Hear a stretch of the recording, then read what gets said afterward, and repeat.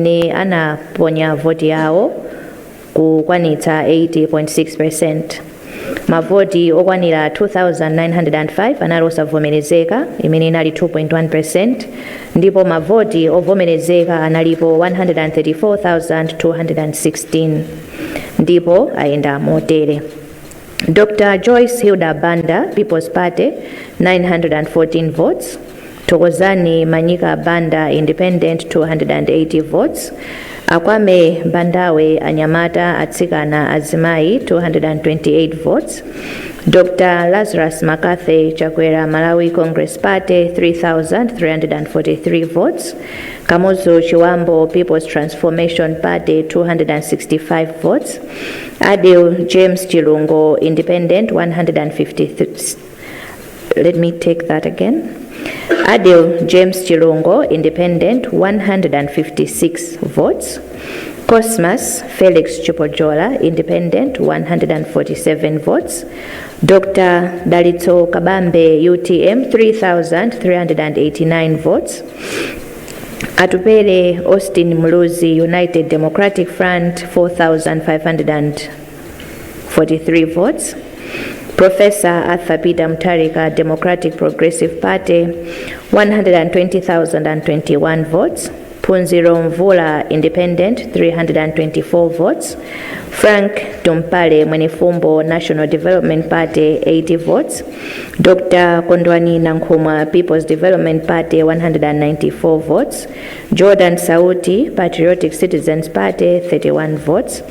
Smart Mulumbe Swira Independent, 25 votes. Muwad Tobias Independent, 39 votes. Dr. Michael Biswick Usi Ojazake Alibe Mlandu, 237 votes. Ndipo tipite ku Cholo. Kumeneku amene analembetsa nkaundula wathu wa voti anali 253,105. Ndipo amene anaponya voti anali 215,377 imene inali 85.1%. Mavoti osavomerezeka anali 4,222 imene inali 2%. Ndipo mavoti ovomerezeka anali 211,155 amene ayenda motere. Dr. Joyce Hilda Banda, People's Party, 574 votes. Thokozani Manyika Banda, Independent, 339 votes. Akwame Bandawe Anyamata Atsikana Azimai, 275 votes. Dr. Lazarus Makathe Chakwera Malawi Congress Party, 2,943 votes. Kamuzu Chiwambo People's Transformation Party, 207 votes. Adil James Chilungo Independent, 178 votes. Cosmas Felix Chupojola Independent, 255 votes. Dr. Dalito Kabambe UTM, 2,516 votes. Atupele Austin Muluzi United Democratic Front, 2,463 votes. Professor Arthur Peter Mutharika Democratic Progressive Party, 200,131 votes. Punziro Mvula Independent, 552 votes. Frank Tumpale Mwenefumbo National Development Party, 106 votes. Dr. Kondwani Nankhumwa People's Development Party, 122 votes. Jordan Sauti Patriotic Citizens Party, 31 votes. Smart Mulumbe Swira Independent, 48 votes. Muwad Tobias Independent, 44 votes. Dr. Michael Biswick Usi Ojazake Alibe Mlandu, 371 votes. Motero ndiye kuti makonsolo amene tawunikira ali motere: Neno, Salima Nchisi, Zomba City, Karonga Town, Likoma, Kasungu Municipality, Luchenza Municipality, Mwanza, Chitipa, Rumpi, Mulanje, Zuzu City, Machinga, Nkotakota, Lilongwe City, Dowa, Nsanje, Chikwawa, Zomba District, Blantyre City, Zimba, Balaka ndi Cholo. tipitiriza kugwira ntchitoyi ndipo mawa tikhalanso tikufotokozera zotsatira zina. Ndikuthokozeni amayi ndi abambo chifukwa chakubwera kwanu komanso kuposaposa chifukwa chakumvetsera kwanu. Ambuye akudalitseni nonse. Zikomo.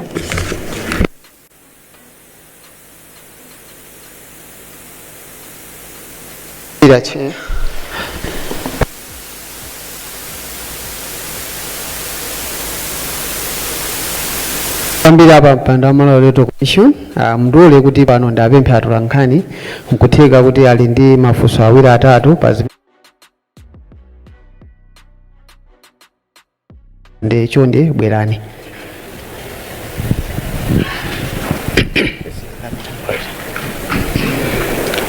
Zikomo kwambiri. Ine ndi Patrick Kachere kuchokera ku Umunthu FM.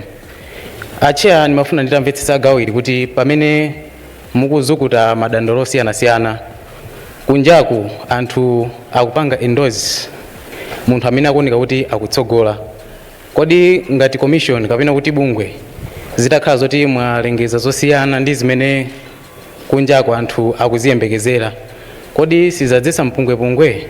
Komanso gawo lina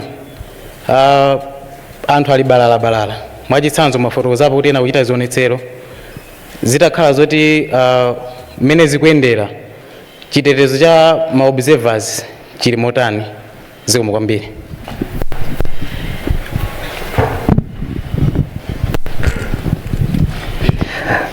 Zikomo kwambiri Chair. Madzulo abwino. Ine ndi John Poka yuni kuchokera ku Zodiac. Ndi mafunso atatu. Ndimafuna mutithandize Chair potipatsa tsatane wa zomwe mukuchita ndi madandaulo omwe mukulandira kuchokera ku zipani za ndale ndi anthu omwe akupereka madandaulo panopa. Ndimafuna kuti nditsindike pa feedback kwambiri. Ena akuti anapereka madandaulo ku bungwe la MEC koma akumva kuti mukupitirira kuulutsa zotsatira zachisankho ngakhale kuti sanalandire feedback pa madandaulo amene anapereka. Mwina zikuyenda bwanji pamenepa? Funso lina,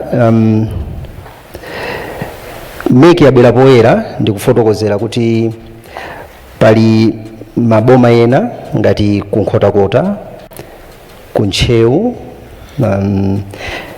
ndi kumachinga komwe mukuti kunali mavuto ma irregularities, koma simukunena kuti mavuto anali chani. Ena mwa anthu omwe tayankhula nawo akuti akanakonda ndithu kuti mwina mutafotokozera bwinobwino kuti zifukwazo kapena mavuto anali chani. Inu mukutipo bwanji pamenepa? Chair, ndimafunanso kuti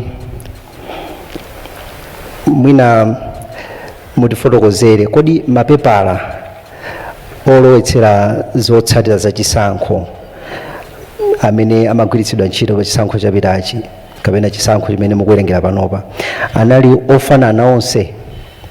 Funso limene ndikufunsa kuti timvetsetse, were they supposed to be of the same quality, these papers?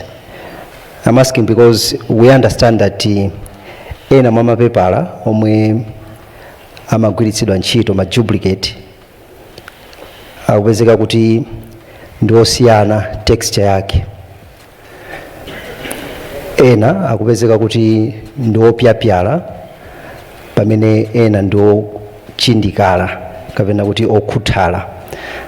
Funso ndila kuti kodi mapepala achisankho anali a standard imodzi kapena ma standard ake anali osiyana? Monga kukalonga, kuntcheu, anthu akumakambirana pa masamba mchezo za nkhani imeneyi. Timafuna kuti mwina timvetsetse kuchokera ku bungwe lanu. Zikomo kwambiri.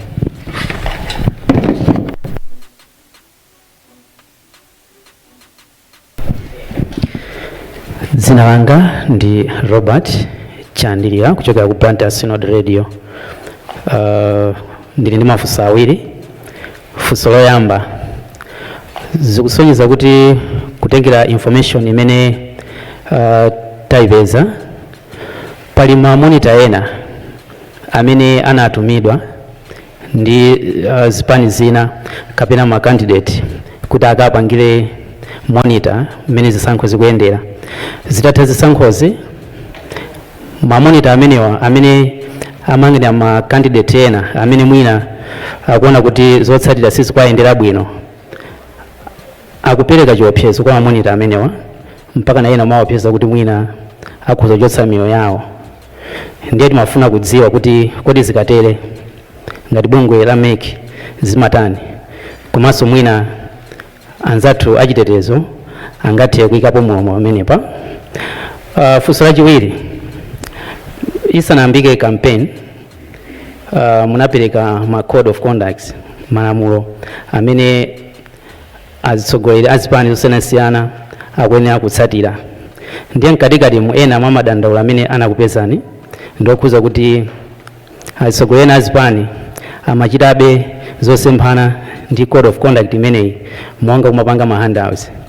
Ndiye tilekeze kuti mwina ino mwatiusa zotsatira komano madandaulo amenewa mwina munakaonabe zimatani ngati bungwe la MEC. Zomwe kwambiri.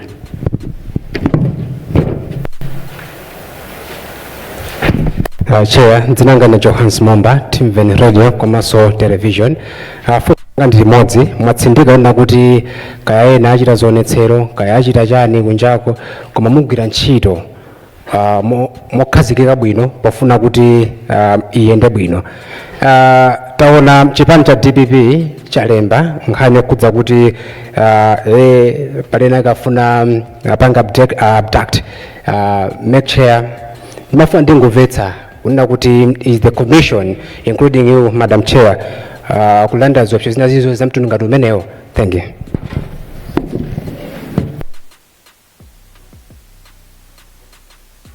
Thank you so much, Honorable Chair. Maybe you responded to the questions. Thank you.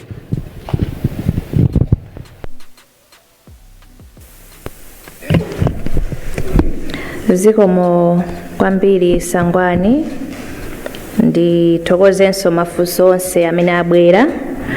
Funso loyamba kuchokera kwa inu akachere ndi ngonena motsindika komanso mobwereza m'malo mwa bungwe la MEC kuti zotsatira zovomerezeka za chisankho zimachokera kwa MEC kwa bungwe la MEC. Official results zimachokera ku bungwe la MEC ndipo kuna takhala tikupempha kuti anthu muyembekezere kuti mumvere the official results kuchokera ku bungwe lathu. Anthu ena akhoza kumafotokoza kuti zayenda motere koma malamulo sanapatse mphamvu yolengeza kuti zotsatira zayenda motere. Choncho mukamva anthu akumakamba mukhoza kumamvetsera koma mukafuna ma official results ndiye mudikire kuchokera ku Malawi Electoral. John Paul Kayoni from ZBS. Ndondomeko za madandaulo ndizokuti tikalandira timawunikira ngati dandaulolo likukhudza particular council ndiye kuti tikamawunikira council imeneyo yoyo timaganiziranso ndi kuwunikira madandaulo amene abwera kuchokera ku council imeneyo kuti tikhale kuti tadutsa mbali zonse. Ndipo tikamaliza kuwunikira madandaulo ndiye kuti timayenekera kuti tiyankhe kwa iwo amene anadandaula. Ena amene anadandaula takhala tikuwayankha kufika tsiku la lero. Amene sitinayankhe ndiye kuti mwina council imene anadandaulayo sitinalifike. Tikafika pamenepo ndiye kuti tiafotokozera koma malinga ndi malamulo dandaulo lililonse limene talandira formally timayenera kuti tiyankhe ndipo ifeyo tichita motero ndithu. Mwafunsa kuti kodi ma documents athu, allow me to use that word, were they standard? Muja monga tinakuphunzitsirana anzathu aku media komanso even ma stakeholders, ma documents athu ali standard ndithu. Ma ballot paper athu mukuwadziwa amene amatulukira timagwiritsa ntchito 100 GSM paper. komanso ma result sheets athu anali standardized. Tinali ndi form 18A imene imagwira ntchito pa chisankho cha president. Tinali ndi form 18B imene imagwira ntchito pa chisankho cha aphungu a nyumba ya malamulo, komanso form 18C imene imagwira ntchito pa chisankho cha makhansala. Tinalinso ndi mafomu ena amene amagwira ntchito pa constituency tally center kupitanso mpaka na ku district tally center, komanso mafomu ena amene tigwiritse ntchito kuno ku national tally center. Ma stakeholders athu ndiokuti tinadziwitsa kale zimenezi angakhale tisanafike tsiku la chisankho mmene timafotokozerera ndondomeko zathu. Tinadziwitsa kuti tikakhala tikugwiritsa ntchito mafomu otani.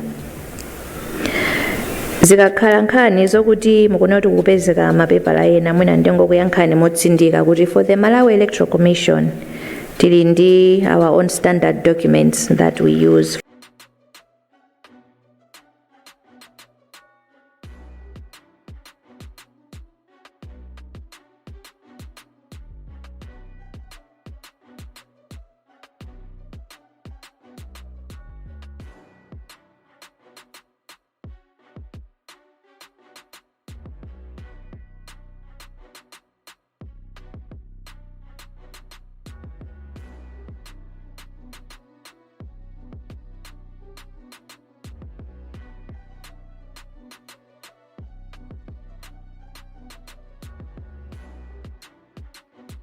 The elections yankhe motere kalembedwe apanga deploy kuti akaonerere zisankho kukaya ndi ku registration center, kaya ndi ku polling center, kaya ku constituency tally center, kaya ku district tally center, angakhale kuno kumene ku national tally center.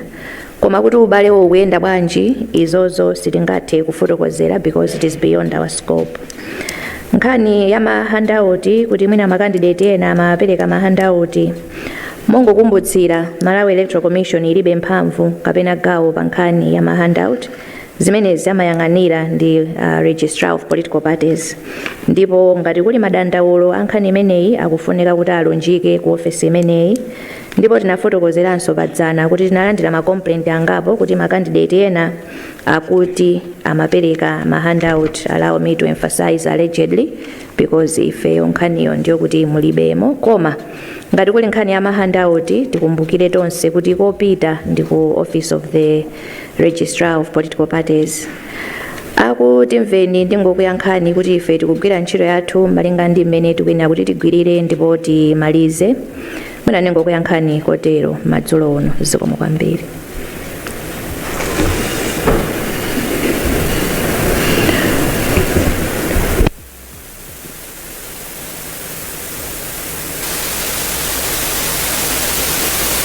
Zikomo kwambiri. Ndinayiwala funso lochokera kwa Kayuni, John Paul Kayuni, kuti ndi chifukwa chani tinayimitsa kuwunikira. Kumeneku tinafotokoza amene timayamba statement yathu kuti kumeneku kunali ma minor discrepancies ndipo timafuna kuti tilongosole, ndipo kumene talongosola ndi kumene takwanitsa kufotokozera lero kuti zotsatira zayenda bwanji. Zikomo kwambiri.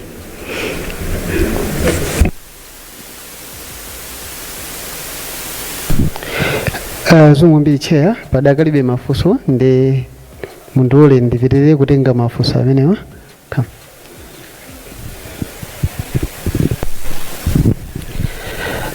Chair, ndine Cyrus Phiri, choyamba ndithokoze kuti lero tafika patali. Dzulo ndimakayikira kuti tikwanitsa, koma leroli tafika pa 24 nofuna ndiyamikire commission.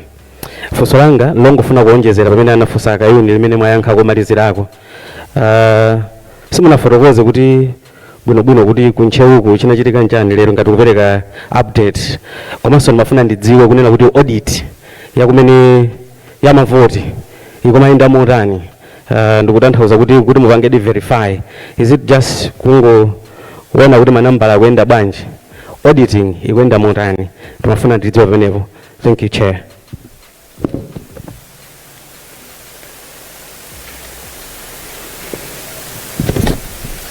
Zikomo chair ine ndine Ruth Daud kuchokera ku Angaliba.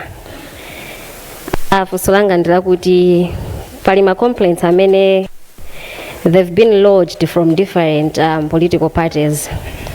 Looking at the days that we've had, I wanted to ask kunena kuti kodi these complaints, are they going to be addressed to Malawians kuti tiwadziwa? And also, in the case that you have overlooked them and you have made the ruling, is MEC ready for any results that this is going to cause? My last one, maybe I might not get a chance to ask this after the results, so let me ask it now.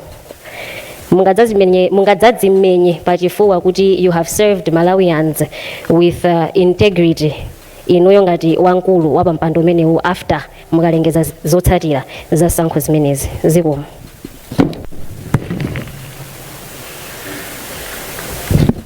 So Chair, my name is Tom Kamanga from GBS Television. Madzulo ano nimafuna mwina funso langa lipite mwina kwa anzathu amene waza chitetezo pamene mwina pakumvekanso kapena kuonekanso mwina nkhani zina zokhuzana ndithu ndi violence malo ina ndena. Ndimangofuna kuti angotsimikizira mtundu wa Malawi panena kuti kwangotsala masiku ochepa chabe monga munenera kuti muulutse zotsatira zimene zamtsogolo dziko pakuyenera kuti papite masiku 8 tikana tione masiku 8 amene akutha lachitatu. Ndimangofuna kuti angotsimikizira makamaka mtundu wa Malawi kuti pa nthawi imene mungaulutse zotsatira zimenezi kodi Amalawi azakhala otetezeka motani ngati mbali ya chitetezo. Zikomo.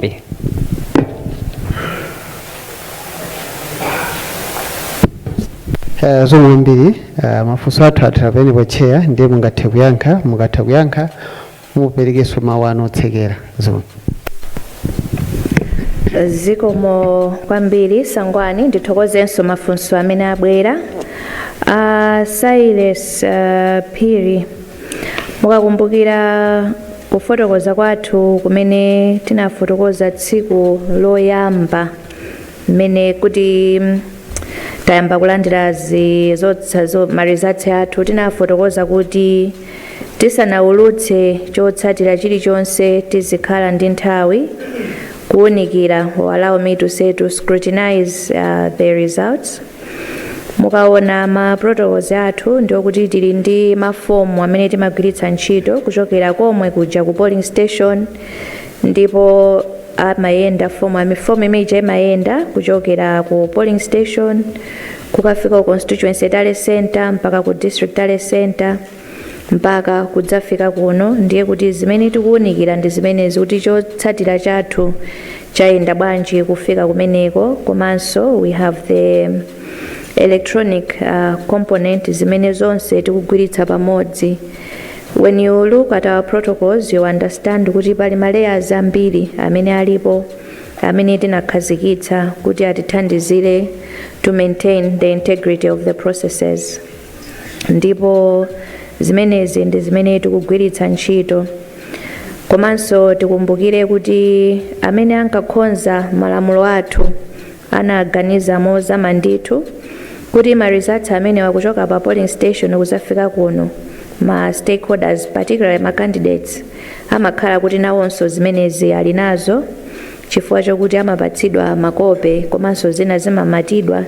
Zonsezi ndi njira zimene zinakhazikitsidwa kuthandizira kuti kuwunikira kwa zotsatira zathu kukhale motani. Ngaliba funsolo linafunsidwa ndipo ndinayankha, koma ndibwerezabe chifukwa chokuti mwafunsa. Tinafotokoza kuti madandaulo onse amene tikulandira tikuwawunikira ndipo tikuwayankha, kapena amene sitinayankhe tiyankha chifukwa chokuti we have an obligation under the law kuti madandaulo tiyankhe tisanaulutse zotsatira zathu. Kwa iwo amene angakhale kuti sanakhutitsidwe ndi kuyankha kwathu, aliso ndi ma avenues amene angathe kupanga explore kuti apeze the relief or the remedy imene akufuna beyond the responses that have been provided by the commission. Mwafunsanso funso kuti kodi ndizaziguguda pa mtima. ndiloleni kuti ndingokuyankhani by reiterating the commitment that the Commission has been making all along, that we are endeavoring to deliver free, fair and credible elections to the people of Malawi. Ndipo Malawi Electoral Commission sinasinthe taimabe pomwepo ndithu chifukwa uwu ndi udindo umene tili nawo pa malamulo. Mundilole kuti tithokoze makamaka nonse amene muli pano, amene munabwera kumvetserera update yathu ya lero, komanso amene mukutitsatira kaya ndi pa wireless, pa kanema, kaya ndi pa masamba mchezo kuno ku Malawi komanso ku diaspora. Tipitirira kupereka ma-update malinga ndi mmene tikugwirira ntchito. Tipemphenso mobwerenza kuti chonde tiyeni tisunge bata ndi mtendere. Chisankho chimabwera, chisankho chimapita, koma Malawi ndi mmodzi. Tiyeni tisunge dziko lathu, tisunge bata ndi mtendere pokhala kuti zikapita zonsezi we still have to coexist and to live with one another, and zisankho zimabwera every 5 years. Tiyeni motero tisunge bata ndi mtendere. Ambuye akudalitseni nonse, mukhale ndi usiku wabwino. Zikomo.